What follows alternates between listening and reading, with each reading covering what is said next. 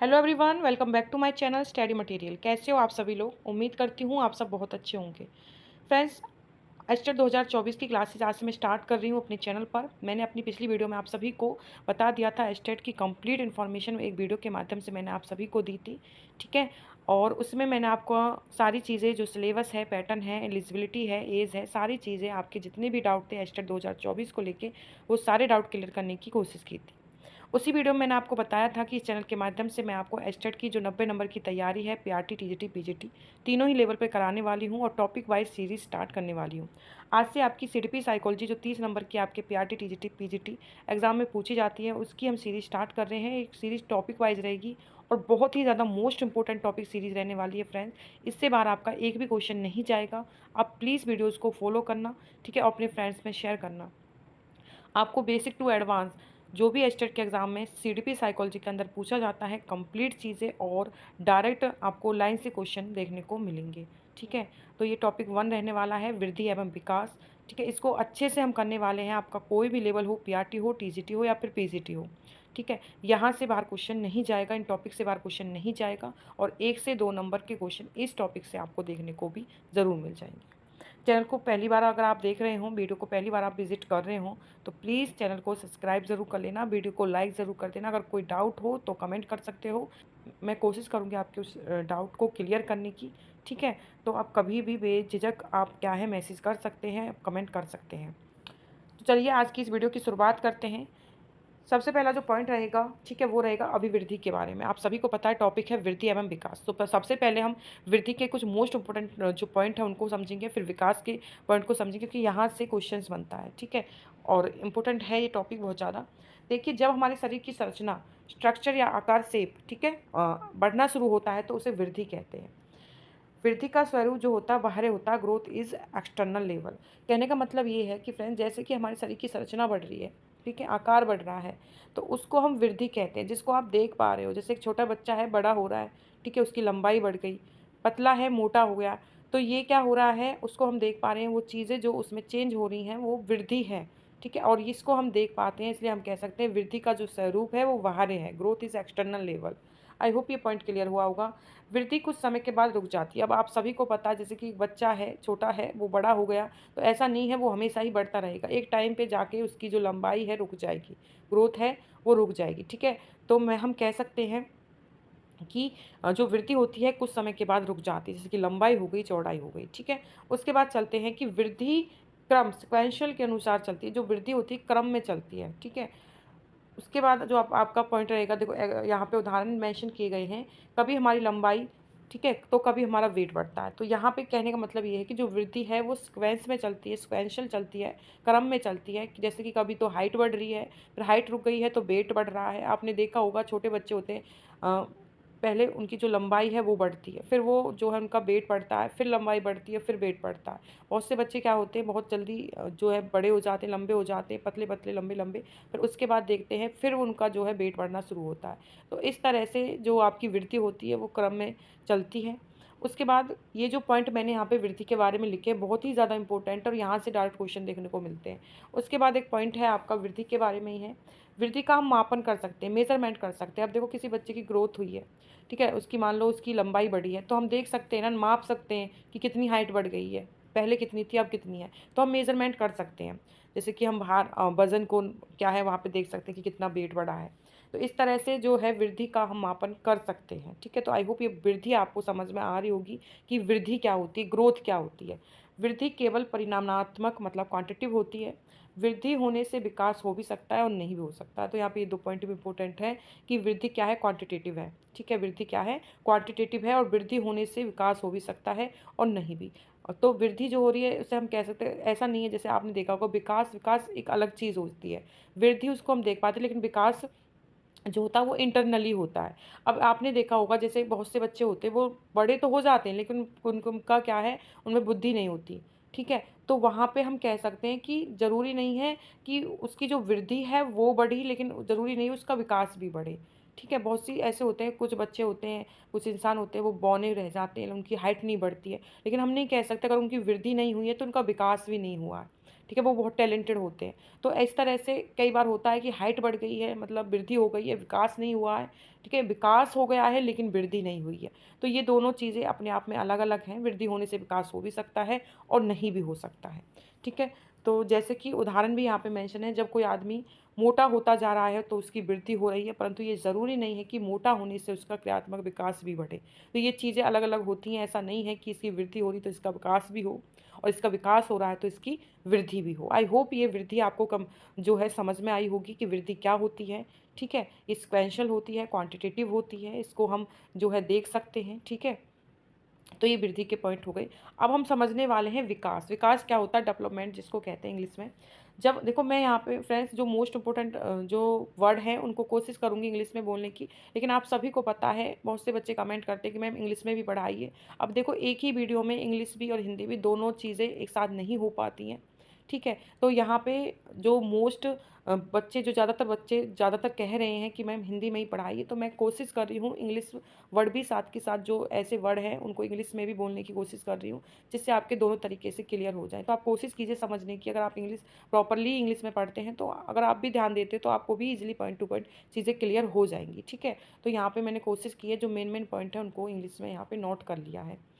तो विकास डेवलपमेंट, तो फर्स्ट जो पॉइंट रहेगा विकास से रिलेटेड वो रहेगा जब हमारे मानसिक, सामाजिक, संवेगात्मक और बौद्धिक, ठीक है, जो विकास होता है वो मानसिक भी होता है, मतलब जो विकास है वो मेंटली हमारा जो है उसका मेंटल भी बढ़ता है, सामाजिक जो है उसका भी विकास होता है, संवेगात्मक विकास भी होता है और बौद्धिक विकास भी होता है, ठीक है। तो हम कह सकते हैं कि जब हमारे मानसिक, सामाजिक, संवेगात्मक, बौद्धिक, मेंटल, सोशल, इमोशनल और इंटेलेक्चुअल पक्षों में परिपक्वता मतलब मैच्योरिटी आती है तो उसे विकास कहते हैं, ठीक है। तो इन सारी चीज़ों में क्या आती है? मैच्योरिटी आती है, तो वो चीज़ क्या होती है? विकास होती है। अब विकास का स्वरूप आंतरिक व्यवहार्य होता है, जैसे कि हमने वहाँ पे पता था कि वहाँ पे वृद्धि में हमने पढ़ा था कि जो विकास वृद्धि होती है वो क्या होती है? एक्सटर्नल होती है, मतलब बाहरी होती है, हम देख सकते हैं कि हाइट बढ़ रही है, वेट बढ़ रहा है। लेकिन विकास क्या होता है? बाह्य भी होता है और आंतरिक भी होता है, दोनों तरीका का होता है इसका। इंटरनल भी होता है जिसको हम नहीं देख सकते कि इसका विकास हुआ है नहीं हुआ है, और एक्सटर्नल भी होते हैं, हम समझ भी सकते हैं कि हाँ इसका विकास हुआ है। तो ये क्या होता है? इंटरनल भी होता है और एक्सटर्नल भी होता है, दोनों होता है, जैसे कि मस्तिष्क, भाषा ज्ञान इत्यादि, ठीक है, ये सारी चीज़ें। विकास जीवन भर चलता है, लाइफ लॉन्ग प्रोसेस होता है, जो विकास है आपका जीवन भर चलता है। ऐसा नहीं है जैसे कि वृद्धि एक समय पे जाके रुक गई, जो हाइट थी वो एक समय पर जाके रुक गई, ऐसा विकास नहीं होता। विकास जो है आपके बिल्कुल जीवन भर चलेगा, जब तक कि आपकी ज़िंदगी है तब तक ये कंटिन्यूसली चलता रहेगा, ठीक है। आई होप ये पॉइंट आपको क्लियर हो रहे होंगे फ्रेंड्स, कमेंट करके ज़रूर बताना, और अभी तक वीडियो को लाइक नहीं किया हो तो प्लीज़ वीडियो को लाइक ज़रूर कर देना, आपके लिए बहुत ही ज़्यादा इंपॉर्टेंट रहेंगी ये क्लासेस, ठीक है। अगर आप एस्टेट के किसी भी लेवल की तैयारी कर रहे हो, पीआरटी हो, टीजीटी हो या पीसीटी हो, तीनों ही लेवल पे आपको पता है 30 नंबर की आपसे जीडीपी साइकोलॉजी पूछी जाएगी और अच्छे खासे क्वेश्चन आएंगे, तो यहाँ से क्वेश्चन बाहर नहीं जाएंगे। आप वीडियोज़ को फॉलो करें, पहले भी बहुत सारे बच्चों ने वीडियोज़ को पढ़ा था और उनका जो है एस्टेट का एग्ज़ाम भी निकला था, बहुत अच्छे मार्क्स आए थे, कमेंट भी आए थे, किसी के 30 में से 28, 29, 26, 27 इस तरह से मार्क्स उन्होंने गेन किए थे। तो प्लीज़ आप सभी वीडियोज़ को फॉलो करें, तो प्लीज़ वीडियोज़ को लाइक ज़रूर करें, और आपका जो लाइक होगा, आपके जो कमेंट होंगे, उन्हीं से हमें मोटिवेशन मिलेगा और अपनी ये सीरीज़ को हम कंटिन्यू कर पाएंगे, ठीक है। तो ये सीरीज़ कंटिन्यू रहेगी और जल्द ही मैं कोशिश करूँगी जो आपका हिंदी और इंग्लिश का जो सेक्शन है उसको, उसकी जो वीडियोज़ हैं वो भी बहुत जल्द मैं आपको प्रोवाइड कर दूँ। तो आपको डेली 2 या 3 क्लासेस मिलना स्टार्ट हो जाएंगी, जिससे 2-3 महीने में ही आपका कंप्लीट सिलेबस के साथ रिवीजन भी कंप्लीट हो जाए अच्छे से। आगे का जो पॉइंट रहेगा फ्रेंड्स वो रहेगा विकास में निश्चित क्रम होता है, ठीक है। जैसे कि उदाहरण, हमें अपना जितना विकास करना होता है उतना हो जाता है, जैसे कि मानसिक सामाजिक विकास जितना हम चाहेंगे उतना हो जाएगा। तो आपको पता है विकास में एक निश्चित क्रम होता है और हम जितना विकास चाहें उतना कर सकते हैं, जैसे कि हम अपना जितना मानसिक विकास, जितना हम मतलब बुक्स पढ़ें, जहाँ से हम नॉलेज गेन कर पाएँ, ठीक है। तो जितना हम इन चीज़ों की तरफ ज़्यादा अट्रैक्टिव रहेंगे तो हमारा क्या है, मानसिक विकास बढ़ेगा, समाज में अच्छे लोगों के साथ बैठना, मिलना जुलना, तो जितना हम चाहें अपना सामाजिक विकास भी बढ़ा सकते हैं, तो ये हम पे डिपेंड करता है। उसके बाद अगला है विकास का मापन नहीं कर सकते, हम केवल मानसिक विकास का मापन कर सकते हैं। तो यहाँ पे ये कह रहा है जो मानसिक विकास है उसका मापन कर सकते हैं, मतलब हम देख सकते हैं ना सीधे सीधे सीधे हम देख सकते हैं कि इसका मानसिक विकास का, जैसे कि टेस्ट ले लिया, इसको कितनी नॉलेज है, तो हम वहाँ पे हमें पता चल जाता है हाँ इसका जो है मानसिक विकास हो रहा है। विकास हम सीधे सीधे मापन नहीं कर सकते, उदाहरण सामाजिक विकास हो गया, नैतिक विकास हो, सीधे सीधे इनका मापन नहीं हो सकता है। आगे का जो पॉइंट रहेगा फ्रेंड वो रहेगा आपका विकास परिणामात्मक और गुणात्मक, मतलब क्वांटिटेटिव और क्वालिटेटिव। ठीक है, दोनों तरीका का होता है, तो यहाँ पे ये मोस्ट इंपॉर्टेंट पॉइंट बनेगा, स्टार लगा लेना। विकास जो होता है वो गुणात्मक, ठीक है, और परिमाणात्मक दोनों प्रकार का होता है, क्वांटिटेटिव और क्वालिटेटिव, तो दोनों ही होता है। तो यहाँ पे क्वेश्चन बन सकता है कि ऐसे क्वेश्चन बनेगा कि बताइए विकास आपका गुणात्मक होता है या विकास आपका परिमाणात्मक होता है, या दोनों होता है या दोनों ही नहीं होता है। तो आपको पता होना चाहिए, तो यहाँ पे ये दोनों ही होते हैं। विकास वृद्धि के बिना भी संभव है, क्योंकि कुछ व्यक्तियों का आकार, ऊंचाई या भार नहीं बढ़ता, परंतु उनमें नैतिक विकास, सामाजिक विकास और बौद्धिक विकास अवश्य होता है।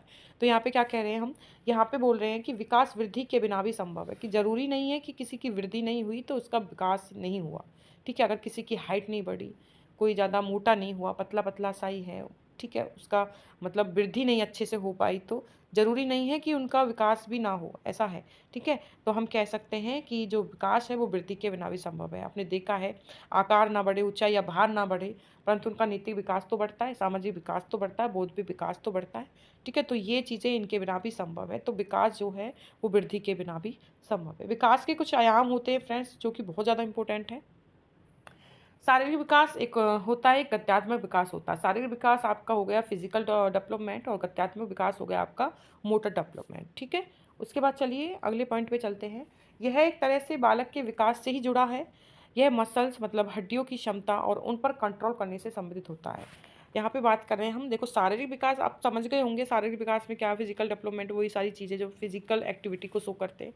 और एक होता है गत्यात्मक विकास, ठीक है, जिसमें मसल्स हड्डियों की क्षमता और उन पर कंट्रोल करने से संबंधित होते हैं। मतलब कोई भी हम जो फिजिकली ऐसी एक्टिविटी है उस पर हम कैसे कंट्रोल कर पा रहे हैं, वो सारी चीज़ें। गद्यात्मक विकास में बालकों के चलने, दौड़ने, भोजन करने आदि विषयों को भी शामिल किया गया है। देखिए आगे देखिए, बहुत ही इंपॉर्टेंट पॉइंट यहाँ पे मैंने लिखे हैं।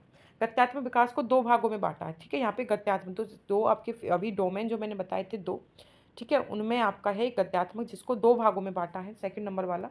तो फर्स्ट है इसका फाइन मोटर स्किल और सेकंड होता है gross motor skill. Fine motor skills में क्या होता है, इसमें मसल्स का कम यूज़ होता है, जैसे कि राइटिंग, कटिंग, कलरिंग। यहाँ पे क्या होता है, जो फाइन मोटर स्किल्स होता है वहाँ पे हम बहुत ही कम मसल्स का यूज़ करते हैं। अब जैसे कि आप खाना खा रहे हो, तो वहाँ पे खाना से आपने रोटी को तोड़ा, टुकड़ा तोड़ा और मुंह में दिया, तो यहाँ पे आप एक्टिविटी कर रहे हो, कोई काम कर रहे हो, लेकिन वहाँ पे आप ज़्यादा को मसल्स का यूज़ तो नहीं कर रहे हो। तो ऐसा काम तो नहीं जिसमें आप थक जाओगे। या राइटिंग कर रहे हो, लिख रहे हो, या फिर कुछ चीज़ किसी को दे रहे हो, ठीक है, कटिंग कर रहे हो, कलरिंग कर रहे हो, तो ये बहुत ही फाइन काम होते हैं। मतलब वो ये जो आते हैं आपके फाइन मोटर स्किल्स के अंदर, ये सारी चीज़ें आ जाती हैं। तो यहाँ पे क्वेश्चंस बनता है और कुछ उदाहरण दे दिए जाते हैं कि ये उदाहरण है और बताइए ये किस स्किल्स के अंदर आएंगे, जो आपके रहेंगे गत्यात्मक विकास के जो भाग रहेंगे उनके अंदर, बताइए फाइन मोटर स्किल्स के अंदर या ग्रोस मोटर स्किल्स के अंदर। तो आपको बताएंगे जो फाइन चीज़ें रहेंगी, जैसे बहुत ही हल्के फुल्के काम जिनमें हमें ज़्यादा मेहनत करने की ज़रूरत नहीं पड़ेगी, मसल्स का ज़्यादा यूज़ नहीं होगा, वो फाइन हो जाएंगे, और जिनमें ज़्यादा मसल्स का यूज़ होगा वो ग्रोस हो जाएंगे, इसमें मसल्स का ज़्यादा यूज़ होता है। एग्जाम्पल जैसे मसल्स का हो गया, स्विमिंग कर रहे हैं, जंपिंग कर रहे हैं, रनिंग कर रहे हैं, ठीक है, ये सारे काम जो रहेंगे वो हमारे क्या हो जाएंगे, ग्रॉस मोटर स्किल्स के अंदर आ जाएंगे। यहाँ पे कुछ ये आपके लिखे हैं जो आपके विकास के अंदर जो पॉइंट है, मानसिक विकास, संज्ञानात्मक विकास एक ही चीज़ है। तो यहाँ पे आपको संज्ञानात्मक विकास कहे या मानसिक विकास कहे, इंग्लिश में मेंटल डेवलपमेंट या कॉग्निटिव डेवलपमेंट, एक ही चीज़ रहेगी, इंपॉर्टेंट है। अगला सामाजिक विकास, सोशल डेवलपमेंट, सामाजिक इमोशनल डेवलपमेंट। इमोशनल मतलब ठीक है, आपको समझ में होगा, इमोशनल जो चीज़ें होती हैं, हंसना, जैसे हम हंसने से समझ जाते हैं कई चीज़ों को, रोना हो गया, ठीक है, हाव भाव हो गए, तो ये इमोशंस जो होते हैं वो सारी चीज़ें। नैतिक विकास हो गया, मोरल डेवलपमेंट हो गया, तो ये सारी चीज़ें आपके आते हैं डेवलपमेंट के अंदर। ठीक है, उसके बाद जो मोस्ट इंपॉर्टेंट चीज़ें हैं उनको हम करने वाले हैं यहाँ पे। बाल विकास के सिद्धांत, प्रिंसिपल ऑफ चाइल्ड डेवलपमेंट। ठीक है, बाल विकास के कुछ सिद्धांत हैं, चाइल्ड डेवलपमेंट हैं, जो इस तरह से चलते हैं आपके। फर्स्ट जो होता है आपका समान प्रतिमान का सिद्धांत, प्रिंसिपल ऑफ सिमिलर पैटर्न। इसमें क्या होता है, समान प्रतिमान के सिद्धांत में इसके अनुसार प्रत्येक जाति अपनी जाति के अनुरूप, ठीक है, अपनी जाति के अनुरूप के विकास के प्रतिमान का अनुसरण करती है। मतलब देखो, जो जैसी जाति है और उसी जाति का अनुसरण करेगी। आपको पता है जैसे मानव है तो मानव के बच्चे भी मानव ही होंगे, पशु पक्षी हैं, पशु हैं तो पशु के बच्चे भी पशु होंगे, ठीक है, गाय का बछड़ा गाय के जैसे दिखेगा। तो इस तरह से पक्षी हैं वो पक्षी ही, उनके बच्चे भी पक्षी होंगे, मतलब वो अपनी जाति का ही अनुसरण करते हैं, उल्टा नहीं होता है। तो ये चीज़ समझ जाना, ठीक है। समान प्रतिमान का सिद्धांत हो गया, प्रिंसिपल ऑफ सिमिलर पैटर्न, मतलब एक ही पैटर्न को फॉलो करते हैं। उसके बाद सेकंड पॉइंट होता है फ्रेंड्स, विकास की दिशा का सिद्धांत। सिद्धांत प्रिंसिपल ऑफ डायरेक्शन। इसमें क्या होता है, विकास की दिशा जो होती है सिर से पैर की तरफ चलती है, ठीक है, मतलब सिर से पैर की तरफ चलती है। आपने देखा होगा एक छोटा बच्चा सबसे पहले अपने सिर को संभालता है, ठीक है, सर को संभालता है, मतलब उसकी जो गर्दन है उसको ऐसे सीधे रखना सीखता है। फिर क्या होता है, फिर वो बैठना सीखता है, ठीक है, बैठने के बाद फिर वो खड़ा होना सीखता है, और खड़े होने के बाद वो चलना सीखता है। मतलब उसका जो विकास हो रहा है वो सिर से पैर की तरफ चल रहा है, ठीक है। तो इसको हम मस्का दो मुखी कह रहे हैं। अगर क्वेश्चन एग्जाम में कैसे बनेगा, क्वेश्चन एग्जाम में ऐसे ही बनेगा, कोई भी आपको नाम दे के बोल देगा, ठीक है, या फिर कहीं इस तरह से एक लाइन लिख के आपको दे देगा कि एक बच्चा है और पहले उसने अपनी गर्दन को संभाला इस तरह से, फिर वो चलना सीखा। तो ये किस जो है डायरेक्ट मतलब किस प्रिंसिपल, विकास के किस प्रिंसिपल को फॉलो करा रहा है, तो विकास की दिशा जो रहेगी आपका कहेंगे डायरेक्शन वाला, उसको फॉलो करेगी, या फिर बोल देंगे कि ये जो है आपका क्या है, मस्का दो मुखी है या दुर्बिमुखी है, इनमें से कोई नहीं है, या फिर इनके अलावा कुछ और दे दिया। तो इस टाइप के क्वेश्चन आपसे पूछे जाएंगे। तो जहाँ पे आपका सिर से पैर की तरफ चलने की बात हो रही है तो वो मस्का दो मुखी होता है, सफेडोकॉर्डल डिस्टल इसको इंग्लिश में बोलते हैं, ठीक है। तो सर से पैर का जो विकास हो रहा है, सर का पहले बाद में पैर का, तो वो मस्का दो मुखी होगा, सफेडोकॉर्डल डिस्टल हो जाएगा। दूसरी तरफ हमारे विकास का क्रम मध्य से शुरू होकर बाहर की तरफ हो रहा है, ठीक है, तो वो समीप दुर्भिमुख हो जाएगा। एक बार मध्य से होके पहले मतलब जो है पहले हमारे जो है मध्य भाग का विकास होता है, मतलब जैसे कि हम पहले बैठना सीखते हैं, पीठ हमारी जो है मजबूत होती है, बैठना सीखते हैं, फिर हम खड़ा होना सीखते हैं, फिर हमारे हाथों का विकास होता है, आपने देखा होगा। तो ये सारी चीज़ें होती हैं, तो मध्य से होके इस तरह से बाहर की तरफ चलते हैं, तो वो हमारा प्रॉक्सिमो डिस्टल कहलाता है, दुर्भिमुख कहलाता है। तो आप समझ जाना, अब मध्य से होके शुरू हो रहा है और या फिर सर से पैर की तरफ चल रहा है तो स्पोडोकॉडल, और मध्य से होकर बाहर की तरफ चल रहा है तो प्रॉक्सिमो डिस्टल। तो ये आपके हो जाएंगे विकास की दिशा के सिद्धांत। दोनों ही क्वेश्चन इंपोर्टेंट है, एग्जाम में दोनों ही पूछे जाते हैं। चलिए आगे चलते हैं अगले पॉइंट पे। निरंतरता का सिद्धांत होता है प्रिंसिपल ऑफ कॉन्टिन्यूटी। इसमें क्या होता है, विकास कभी नहीं रुकने वाली एक प्रक्रिया है। जीवन प्रेम नहीं है, जीवन पर्यंत है, ये जीवन पर्यंत चलने वाली प्रक्रिया है। विकास कभी नहीं रुकता, जो विकास है वो कंटिन्यू चलता है, कभी एंड नहीं होता। ऐसा नहीं है जैसे वृद्धि रुक गई विकास भी रुक जाएगा। तो विकास का ही एक वो है, ये प्रिंसिपल है, वो है निरंतरता का सिद्धांत। निरंतरता का सिद्धांत, निरंतरता का सिद्धांत, ठीक है। तो ये सही कर लेना फ्रेंड, यहाँ पे ये मिसप्रिंट है, ठीक है।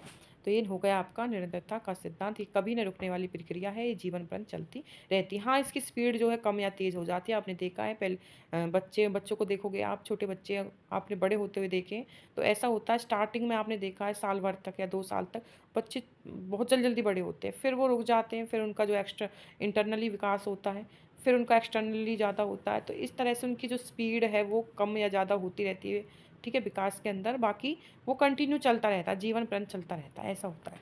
उसके बाद चलते हैं अगले जो पॉइंट है हमारा, वो है हमारा फोर्थ पॉइंट, सामान्य से विशिष्ट क्रियाओं का सिद्धांत। Principle of general to specific response, बहुत ही ज़्यादा इंपॉर्टेंट है ये वाला पॉइंट भी, ठीक है। यहाँ पे क्या होता है फ्रेंड्स, हमारा विकास सदैव सामान्य से विशिष्ट क्रियाओं की ओर चलता है, न कि विशिष्ट से सामान्य। मतलब देखो आप एक बच्चे को ही देख लो, ठीक है, यहाँ पे हम जो सीडीपी कर रहे हैं तो वहाँ पे जब हम बच्चों से ही रिलेटेड चीज़ें, बच्चों से ही रिलेटेड क्वेश्चंस बनते हैं और उन्हीं के द्वारा हम किसी भी कंक्लूजन पे पहुँचते हैं।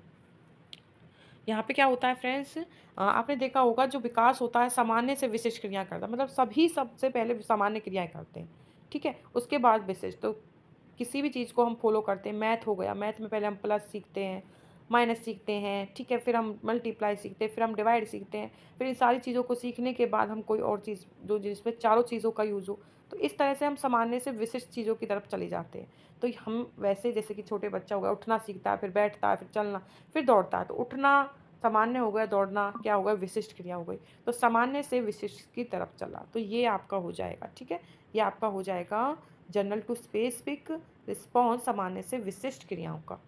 उसके बाद अगला पांचवा जो पॉइंट रहेगा वो रहेगा आपका पूर्वानुमान का सिद्धांत। इसमें क्या होता है, पूर्व अनुमान से भी आप समझ सकते हो, पहले ही अनुमान लगा लिया जाता है कि किसका कितना विकास होगा, ज़्यादा होगा, कम होगा, ठीक है।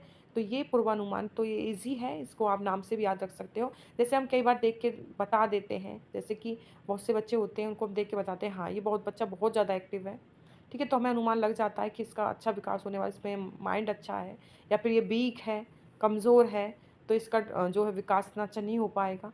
तो ये सारी चीज़ें हम अनुमान लगाते हैं, तो यही पूर्वानुमान का सिद्धांत हुआ। एकीकरण का सिद्धांत क्या होता है, ठीक है। इसमें एकीकरण के सिद्धांत में क्या होता है, बच्चों में एकीकरण का गुण पाया जाता है। जब हम किसी काम को करने के लिए अपने हाथ पैरों को एक साथ मिलाकर करते हैं, तो वो एकीकरण, जैसे कि आपने देखा होगा, हम किसी काम को करने के लिए अपने हाथ हो गए, पैर हो गए, सभी को एक साथ काम करते हैं। जैसे कि फॉर एग्ज़ाम्पल, हमें जो छोटे बच्चे होते हैं, वो किसी चीज़ को पकड़ते हैं, ठीक है? तो वो पकड़ने के लिए अपनी सारी उँगलियों की जो है मदद लेता है। हमें पता है, लेकिन वो सभी उँगलियों को ऐसे बंद करके पकड़ता है, पूरी मुट्ठी को, पूरी उँगलियों का सहारा वो लेता है। तो वो भी एक एकीकरण का ही गुण आता है, जब वो क्या करता है, सारी चीज़ों का एक साथ यूज़ करना सीख जाता है, सारी उँगलियों का। ठीक है? तो इस तरह से एकीकरण का गुण होता है, जब सारी चीज़ों का, हाथ पैरों का, सभी का एक साथ मिलकर यूज़ हो, तो वो एकीकरण का सिद्धांत कहलाता है। अगला, एकीकरण के सिद्धांत में ये 2 पॉइंट हैं, 1-2 पॉइंट हैं, इनको पढ़िए। व्यक्तिगत विभिन्नता का सिद्धांत होता है एक।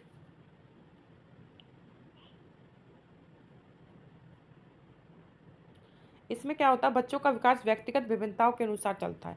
किसी में विकास की गति तेज़, देखो ये नॉर्मल सी चीज़ है, आपको पता होगा। सभी जो होते हैं, सभी में इंडिविजुअल डिफरेंसेस होते हैं, ठीक है? सभी इंसान सेम नहीं होते। और तो यहाँ पे हम कह सकते हैं कि जो बच्चों का विकास की बात हो रही है, तो बच्चों के विकास व्यक्तिगत विभिन्नता के अनुसार होते हैं, ठीक है? उनका जो विकास होता है, जैसे उनमें विभिन्नताएँ पाई जाती हैं, उनके अनुसार उनका विकास होता है। किसी में तेज़ी से होता है, किसी में धीरे होता है। बच्चों में विकास बच्चों के विकास में इंडिविजुअल डिफरेंसेस, मतलब हेरिडिटी एंड एनवायरनमेंट की पारस्परिकता होती है, उस पे डिपेंड करता है। देखो ये चीज़ है कि बच्चे का जो विकास है वो हेरिडिटी, ठीक है, और एनवायरनमेंट, इन दोनों पे ही डिपेंड करता है, ठीक है। मतलब हेरिडिटी उसके जैसे घर में उसके माता-पिता पे निर्भर करता है, जीन्स पे निर्भर करता है, एनवायरनमेंट जैसे उसके पर्यावरण पे निर्भर करता है, वो किस वातावरण में रहता है। तो ये दोनों चीज़ होती हैं, उन पे डिपेंड करती हैं बच्चों पर। तो हम कह सकते हैं कि बच्चों में इंडिविजुअल डिफरेंसेस होते हैं, और इन दोनों के कारण होते हैं, और इन्हीं की वजह से किसी बच्चे का अच्छे से विकास होता है, किसी बच्चे का अच्छे से विकास नहीं हो पाता। इन्हीं दोनों की वजह से इंडिविजुअल डिफरेंस होता है, ठीक है। अगला एक पॉइंट है इसी में, हमारी इंटेलिजेंस, मोटिवेशन, इंटरेस्ट, इस पे भी डिपेंड करता है कि किसी काम को करने के लिए हम कितने मोटिवेट हैं, ठीक है, उसके प्रति हमें कितनी नॉलेज है, इंटेलिजेंस उस पर डिपेंड करती है, और हम कितने ज़्यादा इंटरेस्टेड हैं। तो अगर ये सारी चीज़ें अच्छे से होती, तभी हमारा उसका विकास होता है। इंटरेस्ट है तो उस काम को अच्छे से करेंगे, और उसमें विकास भी अच्छे से होगा। उसमें मोटिवेशन है, इंटेलिजेंस है, उसके प्रति नॉलेज है, तो वो चीज़ अच्छे से हो जाएगी। तो इन तीनों पे पॉइंट पे भी निर्भर करता है ये विकास, ठीक है। तो ये यहाँ पे हमारा व्यक्तिगत विभिन्नता का सिद्धांत क्लियर हुआ। तो बच्चों में जैसी-जैसी विभिन्नताएँ होती हैं, उसी हिसाब से उनका क्या होता है, उसी हिसाब से उनका जो है डेवलपमेंट होता है। वर्तुलाकार बनाम रेखीय प्रगति का सिद्धांत क्या कहता है? Principle of spiral versus linear advancement. अगला जो पॉइंट है, पॉइंट नंबर 8, वर्तुलाकार बनाम रेखीय प्रगति का सिद्धांत। यहाँ पे वर्तुलाकार का मतलब क्या हो गया? ये आपका स्पाइरल चलता, मतलब ऐसे नहीं चलता कि सीधी रेखा में चला आपका विकास, ठीक है। ये आपका ऐसे चलता है, कभी कम कभी ज़्यादा, कभी कम कभी ज़्यादा, तो ऐसे चलता रहता है ये आपका विकास। कभी भी सीधी रेखा में नहीं चलता, मतलब यह कभी भी सीधी रेखा में नहीं चलता, और इसकी गति धीमी या तेज़ होती रहती है। तो मैंने आपको बता दिया, जो आपका विकास है इस तरह से चलता है, कभी ज़्यादा कभी कम, कभी ज़्यादा कभी कम, कभी ज़्यादा कभी कम, इस तरह से चलता रहता है, ठीक है। उसके बाद आपका 9 जो पॉइंट रहेगा, वो है अंतर संबंधित, ठीक है। अंतर संबंधित ये रहेगा आपका, ठीक है, अंतर संबंधित विकास का सिद्धांत। तो इसमें क्या होता है, शारीरिक, बौद्धिक, संवेगात्मक, सामाजिक, अन्य प्रकार के विकास अंतर संबंधित होते हैं और परस्पर निर्भर करते हैं। देखिए आपने देखा होगा, कभी किसी बच्चे का अगर वो फिजिकली स्वस्थ नहीं है, अगर उसके फिजिकली स्वस्थ नहीं है, तो उसका बौद्धिक विकास भी अच्छे से नहीं हो पाएगा। अगर वो समाज के द्वारा पीड़ित है, अगर वो समाज के द्वारा प्रताड़ित है, ठीक है, अगर समाज से पिछड़ा हुआ है, तो उसका जो है शारीरिक विकास, बौद्धिक विकास अच्छे से नहीं हो पाएगा। तो ये जो आपके होते हैं शारीरिक विकास, संवेगात्मक, सामाजिक, ये सारी चीज़ें एक दूसरे से इंटरकनेक्टेड होती हैं। अगर जो है इनमें से किसी एक का भी अच्छे से विकास नहीं हो पाता, तो दूसरे डोमेन पे इसका जो असर होता है बहुत ज़्यादा होता है। ठीक है? तो हम कह सकते हैं शारीरिक बौद्धिक विकास, सामाजिक विकास, अन्य प्रकार के विकास अंतर संबंधित परस्पर निर्भर करते हैं। तो ये आपके 9 पॉइंट हो गए। तो आज का जो आपका फर्स्ट टॉपिक है वो क्लियर हुआ। ठीक है, आपका जो फर्स्ट टॉपिक है आज का वो क्लियर हुआ। आप देख सकते हैं मैंने आज के इस वीडियो में आपको बहुत सारी चीज़ें कराई हैं। तो देख तो सकते हैं हमने सबसे पहले वृद्धि को किया। ठीक है, हमने वृद्धि के सभी पॉइंट को समझा, फिर विकास के सभी पॉइंट्स को समझा। उसके बाद हमने विकास के आयाम को किए, डोमेन किए। 2 प्रकार के जो होते हैं, शारीरिक और गत्यात्मक। गत्यात्मक के 2 टाइप किए, फाइन मोटर स्किल और ग्रोस मोटर स्किल। उसके बाद हमने बाल विकास के सिद्धांत किए, प्रिंसिपल ऑफ चाइल्ड डेवलपमेंट, समान प्रतिमान का सिद्धांत। ठीक है, प्रिंसिपल ऑफ सिमिलर पैटर्न। अगला विकास की दिशा का सिद्धांत, इसको हमने देखा कि किस तरह से सिर से पैर की तरफ जब चलता है वो क्या होता है, सेपोडोकॉर्डल, और मध्य से होके बाहर की तरफ चलता है प्रॉक्सिमोडिस्टल। निरंतरता का सिद्धांत समझा, निरंतर चलता है विकास। सामान्य से विशिष्ट क्रियाएं करता है सिद्धांत, मतलब पहले उठता है, फिर बैठता है बच्चा, फिर दौड़ना सीखता है। इस तरह से सामान्य से विशिष्ट सिद्धांत। पूर्वानुमान लगा लेते हैं, पहले ही देख लेते हैं, समझ लेते हैं कि हाँ कितना विकास होगा, किस दिशा में होगा। एकीकरण का सिद्धांत होता है, सभी चीज़ों को एक साथ मिलकर करते हैं। इसमें हमने व्यक्तिगत विभिन्नताओं का सिद्धांत पढ़ा, व्यक्तिगत इंडिविजुअल डिफरेंस होता है। ठीक है, तो इस वजह से बच्चों के मोटिवेशन, इंटरेस्ट, इंटेलिजेंस, इन सब पे इफ़ेक्ट पड़ता है। आपके जो आपका विकास होता है, इन सभी चीज़ों का इफ़ेक्ट पड़ता है। तो बच्चे पर इंडिविजुअल जो डिफरेंस होता है वो किसकी वजह से होता है, एनवायरनमेंट और हेरिडिटी की वजह से। अगर यहाँ पे बच्चे को अच्छे से अच्छा एनवायरनमेंट नहीं मिला है, ठीक है, हेरिडिटी का इफेक्ट हुआ है, तो वहाँ पे बच्चे का जो है डेवलपमेंट अच्छे से नहीं हो पाएगा, या फिर बच्चे का उसके प्रति मोटिवेशन नहीं है, इंटरेस्ट नहीं है, इंटेलिजेंस नहीं है, तब भी उसके विकास में का जो होगा वो डिफरेंट होगा, अलग अलग होगा सभी बच्चों का। वर्तुलाकार होता है, आपको बता दिया, कभी भी सीधी रेखा में नहीं चलता। ठीक है, कम या ज़्यादा होता रहता है, और एक दूसरे से जितने भी आपके यहाँ पे प्रिंसिपल हो जाएंगे, डेवलपमेंट हो जाएंगे, उन सभी से इंटरकनेक्टेड होता है। शारीरिक हो गया, बौद्धिक होगा, संवेगात्मक होगा, सामाजिक। तो ये सारी चीज़ें एक दूसरे से इंटरकनेक्टेड होती हैं। तो इन सभी चीज़ों से भी विकास पर इफेक्ट पड़ता है। तो एक बार मैंने आपको क्विक रिवीजन भी करा दिया है। आई होप कि आपको वीडियो बहुत अच्छी लगी होगी और आपके जितने भी डाउट्स थे वो क्लियर हो गए। जैसे ही फ्रेंड्स हमारे ये टॉपिक क्लियर हो जाएंगे सीडीपी साइकोलॉजी के, लगभग 24 से 25 टॉपिक है, और 24 से 25 वीडियो में ही आपके ये सारे टॉपिक क्लियर हो जाएंगे। मतलब 1 महीना भी नहीं लगेगा, उससे पहले आपकी 30 नंबर की सीडीपी साइकोलॉजी खत्म हो जाएगी। वीडियो सिर्फ और सिर्फ आपके आधे घंटे की रहेगी, इससे ज़्यादा आपको वीडियो देखने को नहीं मिलेगी। आधे घंटे में आपका एक टॉपिक क्लियर हो रहा है। तो वीडियो को लाइक ज़रूर कर देना, और आने वाली वीडियोज़ के लिए चैनल को सब्सक्राइब कर लेना, नोटिफिकेशन ऑन कर लेना, जिससे वीडियो का नोटिफिकेशन आपको मिल जाए। ठीक है फ्रेंड्स, अपने फ्रेंड्स में शेयर कर देना जो भी एस्टेट 2024 की प्रिपरेशन कर रहे हों। कमेंट करके ज़रूर बताना आपको वीडियोस कैसी लगी हैं, और मुझे इसके साथ ही हिंदी की जो सीरीज़ है वो स्टार्ट करनी चाहिए, इंग्लिश की सीरीज़ स्टार्ट करनी चाहिए, वो भी मुझे कमेंट करके बता देना। डेली आपको 2 वीडियो मिलेंगी। ठीक है, तो मिलते हैं नेक्स्ट वीडियो में, जब तक के लिए आप सभी का धन्यवाद।